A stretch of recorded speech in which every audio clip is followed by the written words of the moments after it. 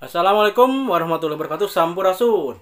Nama saya Ade Risna Suhendi, guru mata pelajaran muatan lokal bahasa Sunda di SMA Negeri 1 Singaparna, Kabupaten Tasikmalaya.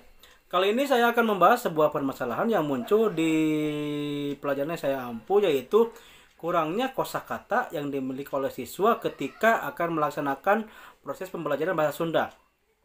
Dalam pembelajaran bahasa Sunda, tentu siswa harus memiliki kosakata yang mumpuni, karena dalam prosesnya pembelajaran bahasa itu adalah belajar berbahasa, baik itu berbicara, mendengarkan, menulis, dan juga lainnya.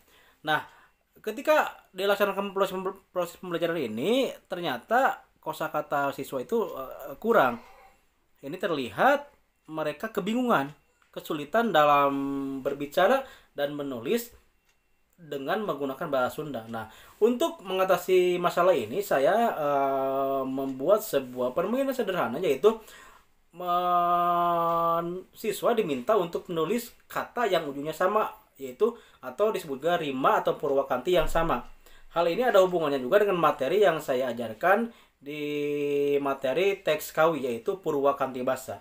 Berikut video yang saya lakukan di kelas bersama-sama dengan siswa.